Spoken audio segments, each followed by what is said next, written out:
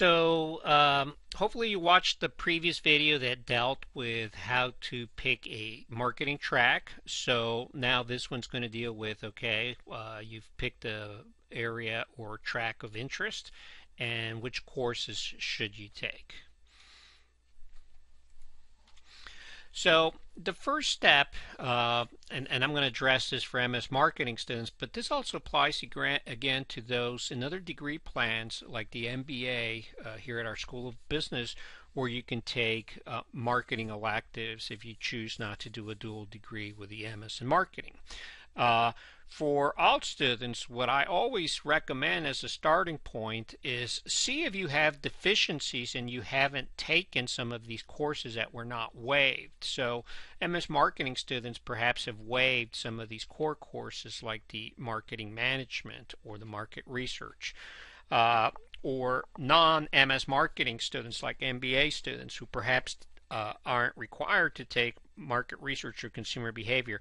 Still, look at these core courses. We consider them foundational courses. If you don't have any knowledge of this, to us taking some of the other electives just doesn't, it's kind of an incomplete puzzle. Consumer behavior is really one thing that crosses just about every discipline, from sales to analytics, certainly customer insights, digital marketing. If you don't have a good grounding in consumer behavior, you're really lacking a big piece. And that's one of the things that a lot of agencies and companies tell us.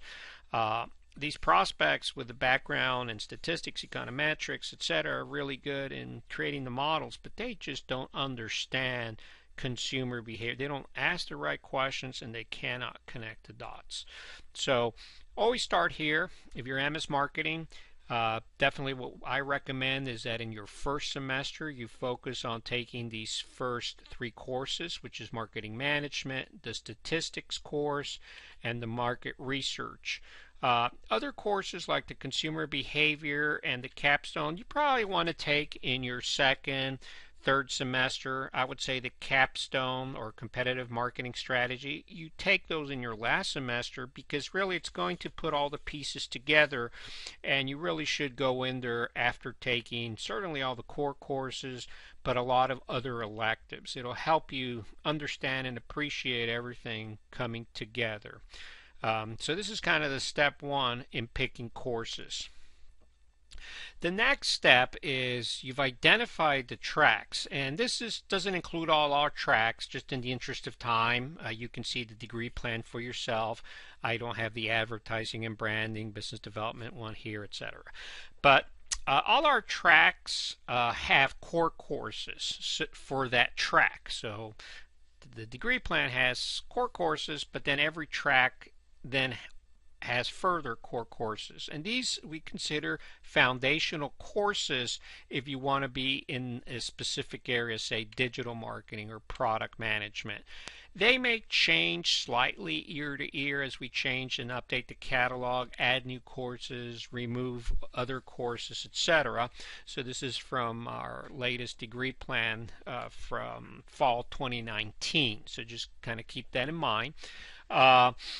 So focus on these. Students come and say, well, should I take this one or that one down here? And inevitably, and I say, well, why don't you take these core courses? That's why we are recommending them highly. So always start there. And again, even if you're not pursuing the MS in marketing, you're doing another degree here at the School of Business, it's the same thing.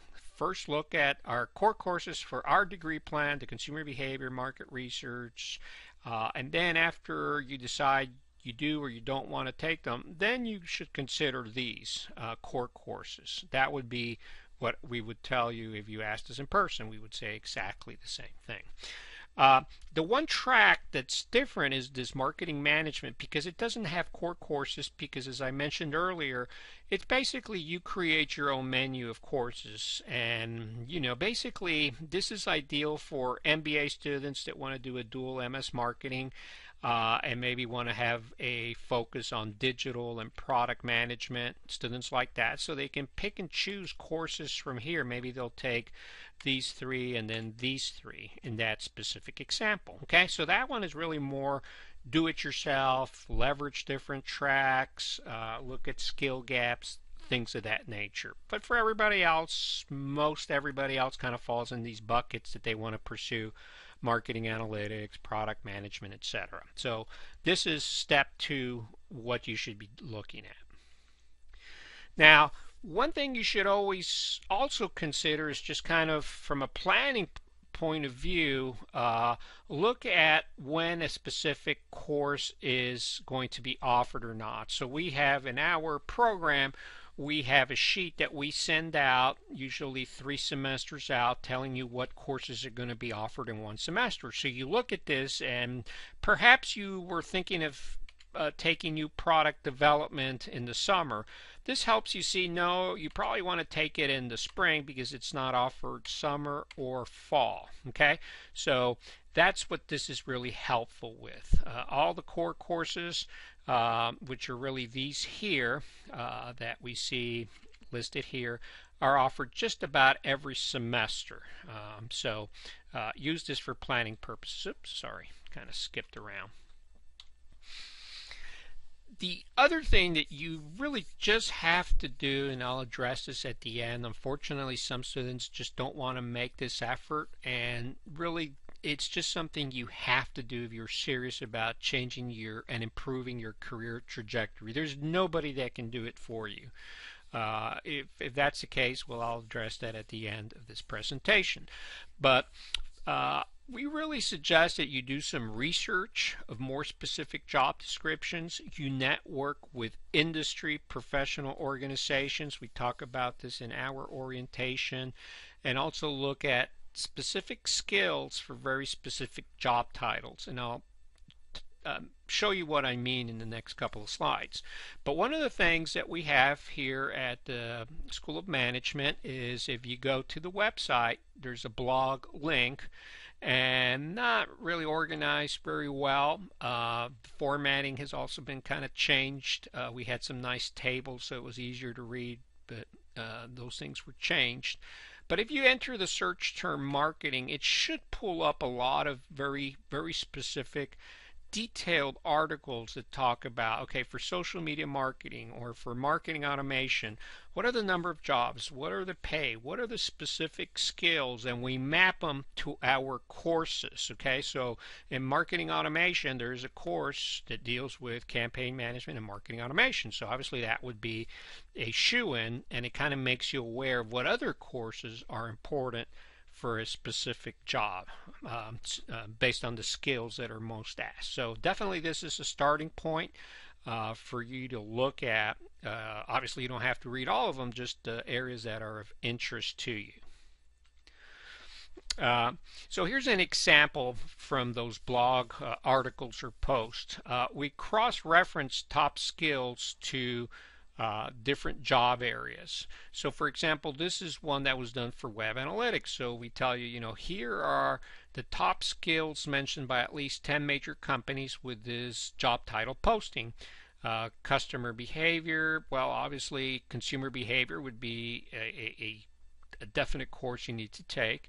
Insights development, something they talk about a lot. So we've got courses in marketing customer insights development. Another one that deals with customer analytics and insights. That's a new course that is being offered in fall 2019. Data manipulation analysis. So spreadsheet modeling is excellent course for web analytics professionals. So web analytics, we have a very, very specific course that gets into 100% of web analytics only with the Adobe platform, which is the most used by Fortune 1000 companies. Then we have special topics, like we have a data ecosystem one. That would be absolutely essential for you. We've got a social media analytics that uses social media analytics platforms, another must have. And then we talk about, if we don't have the course, you know, perhaps in our degree plan, there may be courses that are offered in JavaScript or tagging that are offered as seminar topics, or new courses that are to be offered through other degree plans like information technology or maybe even the computer science school, that would be very useful. So we don't uh, tell you half the story. If there's some skill sets that you need and we don't offer, we definitely address that and tell you, what are some additional skills you may need to fill in the gaps for. So here's just some examples, but we do that for you in these blog articles that we have created, and we'll update them if they should change substantially, but really it's the essence of it doesn't change every year, probably every 3 years. Potentially there's a new skill set for certain jobs that may change. But one of the things you should do is go to the LinkedIn's or the Indeed.coms, these job search engines. Look at 8 to 10 postings from large companies because they tend to be more specific. They tend to have more comprehensive titles, etc. Not always, but it's something, just a heads up. You might want to start with those larger companies and look at the title that you want. So maybe you're a digital marketing manager now. You might want to look at director position, see what they're asking for. So I went here and did digital marketing, 49,000 jobs. You have to understand too, these titles may not encompass everything. So if I entered internet marketing, it would pick up another 15,000 jobs, or web marketing. Unfortunately, people are still using different terms. So it's all kind of approximate. And then you look at a job title that's really kind of aligned with what you want. Maybe you narrow it down by the city or part of the country you want to look at. This one here for this agency looks interesting, 75,000 to 110. Only 2 years of search engine marketing experience. That seems really good for that salary range. They want somebody with a track record of success with large-scale paid search. So there are things that you just have to keep in mind that perhaps you don't have. But this is basically what you're looking for. Okay, in-depth experience with analytics tools such as Google Analytics. So look through and see what skills constantly come up. Here's another one for product management. So again, product management, as I mentioned, they tend to ask 4+ years of experience. But look at the specific skills because that's what we're focusing on now. So UX, user experience design. So we have a course that deals with some usability and user experience. Agile development, very typical, very common, anything that has to do with most product management positions. So there is a course in our degree plan that deals with agile methodology. So that's, boom, you kind of do your checklist of things that you want to make sure that you're taking courses in. Here's another example, marketing analytics. So you look through several of these top jobs, types of companies you want to get into, and they ask for the obvious statistical packages like SAS, SPSS, R, languages that they're going to require. SQL's always at the very top. Python over here for programming. Data visualization, Tableau. So this is the type of thing that we did for the blog posts for a specific job title, but we're not covering all of them because there's just really a huge number of very specific titles that you could be looking at. So if you don't find it in our blog post or article, or you want to look at other areas like director level only, vice president only, or for a certain company, this is really important that you do your own research. So what I want to show now is an example. We've done several of these, and we posted them on those blog posts I was referring to earlier, where we look at jobs for a specific track or sub-track and then map it to our specific courses. But it's something that you should do anyway. Perhaps there's one specific skill set, one specific job title that we haven't addressed, and it's something that you should do to go and find that ideal course that aligns with your skill sets. So here's just a kind of a brief example. So I decided to do consumer insights analyst. Always try to look for a large company, just because, not always, but they tend to have better, more detailed descriptions than, say, a small company.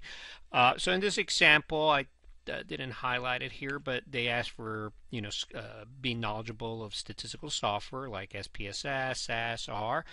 Some are more specific. These guys are a bit agnostic, but in some industries, for example, it's all SAS, and others they're more putting emphasis on R or Python, etc.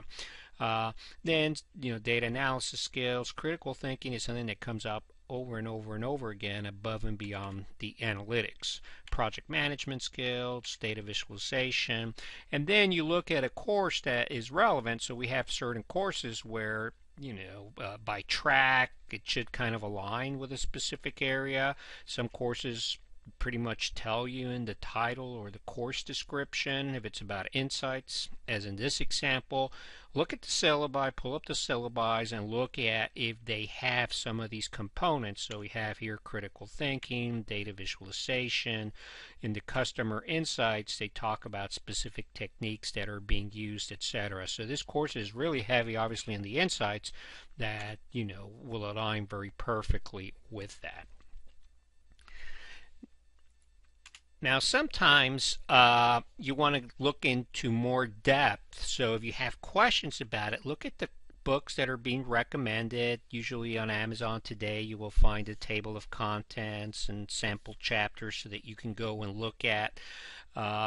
Sometimes, unfortunately, the instructor or you're kind of ahead of the curve and looking at these advanced, the syllabi has not been posted. So in those cases, look at one from a previous semester for that instructor. Sometimes they only teach that course in the fall, and so you may have to go to the previous year's fall. You may ask the instructor by email if there's going to be a syllabi posted and if anything's changed from a previous year. Any kind of questions that are really course specific, really you need to go and contact that instructor, because at the end of the day, the only thing a program director like myself can do is pull up the syllabi, maybe talk to it, but cannot go beyond what you should be able to look at. So let's kind of bring it all together. So I really must emphasize that students that don't take this step usually don't take any other step to improve their career and their outcomes. You really have to read these materials and resources on our blogs, our websites. Look at the career outcomes sections on our webpage. For those of you that are prospects that perhaps are listening to this video, you have got to have initiative and do your own research. Sometimes I know everybody's pressed for time, and what happens is we get these inquiries, but there's a lot of unknowns and things that would take hours to kind of unpack of where your skills lack. Are they quantitative, qualitative? Sometimes students don't want to be fully honest and say they hate something, a specific area, but they feel they need to go in there. So these are only things that you can honestly address to yourself. You know yourself, or should know yourself. Do your own research is my number one mantra when I talk to any student. Now, if for whatever reason you don't have the time, the inclination, don't want to make the effort, my recommendations are the following. Start with the MS and Marketing core courses. Again, this applies even for MBAs or other degree plans that are asking, well, what marketing course I'm interested in marketing should I take? So the core courses like market research, consumer behavior, marketing management are foundational courses. If you don't have that knowledge, in my opinion, the others are kind of a distant second. Then hopefully you have an idea of what track or area you want to get into, sub-track. And in those cases, then just look at our suggested core track courses. So every track has core track courses. Start with those. Now, if you're into marketing management, really what you're going to have to do is identify several of the other specialty tracks. Maybe you want a little bit of product management, a little bit of digital, a little bit of insights, and pick core, look at the course from each one of those, and then after you've exhausted that and you're looking at the electives for that track, we've kind of moved to this tier 1, tier 2 as far as the electives within a track, and we did it mainly just to tell you which are the most relevant courses for that track. So it doesn't mean that if they're labeled in the tier 2 that they're not good courses, they're totally irrelevant. We're just highlighting that there are some that are a lot more relevant than others for that track. Again, you decide, look at the syllabi if you think that perhaps something in, say, the tier 2 might be more beneficial to you, and it could be. So it's something only you can answer to yourself. So these are good sort of guidance things for you. So that concludes this video of how to pick a course. It's applicable not just to marketing courses, but to courses in other areas here within our business school. So good luck, and hope that this has been useful for you.